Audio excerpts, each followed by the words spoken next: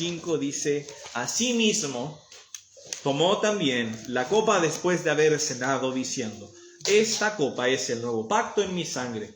Haced esto todas las veces que la bebiereis en memoria de mí. Una parte indispensable de la obra redentora fue la muerte de Cristo, pero dentro del sacrificio de Cristo, la sangre de Jesús fue necesaria. Existe esta creencia moderna de que Jesús no era necesario que derramara su sangre, era necesario que Él muriera solamente, pero la Biblia no enseña eso. Nosotros vemos que era necesario que Jesús derramara su sangre, tanto que decidió que de parte de los elementos de la cena estuviera el fruto de la vid, que representara su sangre derramada por nuestro pecado. Entonces, el día de hoy me gustaría que, como una segunda parte de la enseñanza de esta tarde, podamos estudiar acerca de la importancia de la sangre como el pago por nuestro pecado. Para empezar, me gustaría que me acompañaran a Hebreos capítulo 9. Hebreos capítulo 9. Y vamos a leer el versículo 16 hasta el versículo 22 de Hebreos capítulo 9. Hebreos 9, 16 al 22. Dice en el versículo 16: porque donde hay testamento es necesario que intervenga la muerte del testador, porque el testamento con la muerte se confirma, pues no es válido entre tanto que el testador vive. De donde ni aún el primer pacto fue instituido sin sangre, porque habiendo anunciado Moisés todos los mandamientos de la ley a todo el pueblo, tomó la sangre de los becerros y de los machos cabríos, con agua, lana escarlata e hisopo, y roció el mismo libro y también a todo el pueblo, diciendo: esta es la sangre del pacto que Dios os ha mandado. Y además de esto, roció también con la sangre el tabernáculo y todos los vasos del ministerio. Y casi todo es purificado según la ley con sangre, y sin derramamiento de sangre no se hace remisión. Nosotros vemos en el versículo 16 cómo Cristo establece un nuevo pacto con su muerte. Nosotros no tenemos que seguir la ley de Moisés porque, no somos judíos, pero también vemos aquí un cese de la ley, porque ahora hay algo mucho mejor que es Cristo. La ley es solamente una imagen para que nosotros podamos ver a Cristo. Y aunque nosotros tenemos la ley moral de Dios todavía, los 10 mandamientos aún por nosotros, exceptuando el sábado, que era algo entre Dios y los judíos, una señal específica, nosotros no tenemos que seguir los rituales levíticos de sacrificios, porque se instauró un nuevo pacto. El pacto que Dios estableció, se instauró uno nuevo porque murió el testador, esta vez Dios.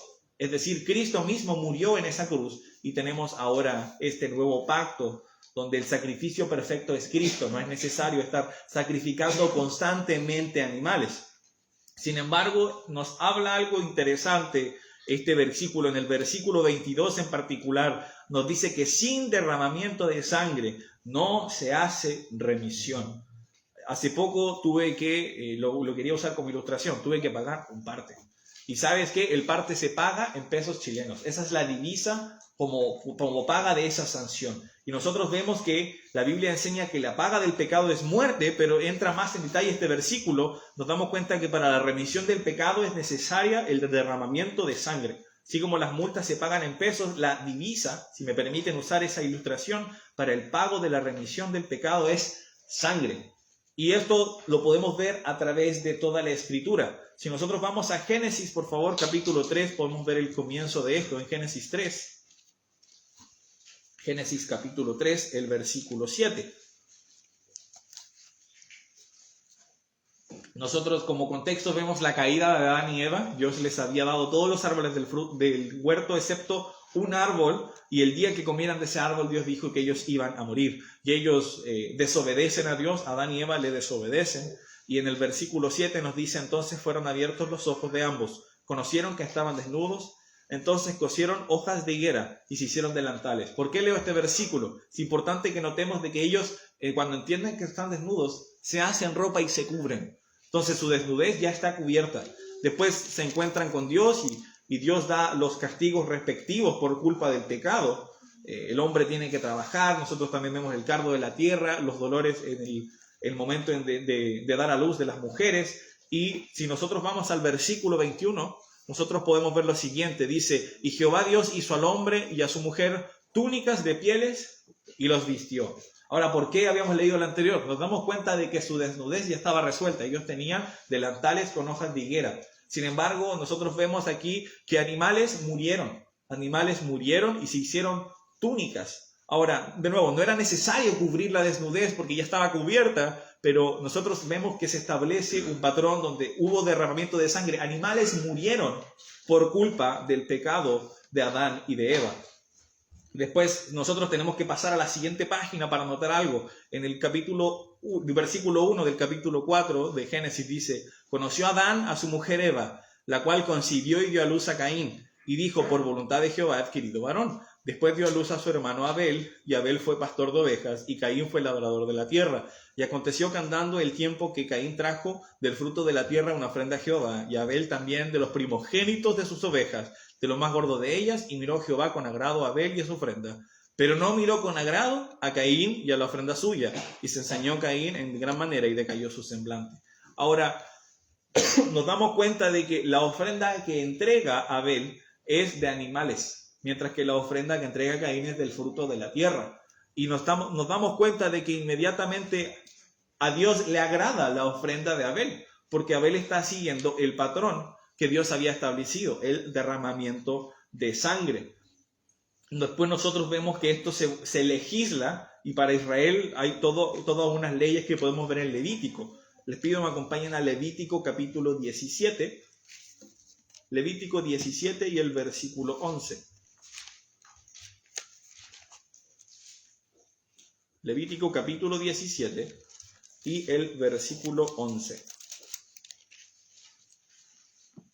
Dice, porque la vida de la carne en la sangre está, y yo os la he dado para hacer expiación sobre el altar por vuestras almas, y la sangre hará expiación de la persona. Entonces, nosotros después podemos seguir estudiando, no lo vamos a hacer por tiempo, pero todas las instrucciones que Dios dejó acerca de las ofrendas que se tenían que dar, incluso podríamos haber revisado acerca del día de la expiación y cómo el sacerdote tenía que entregar un carnero por los pecados de todo el pueblo.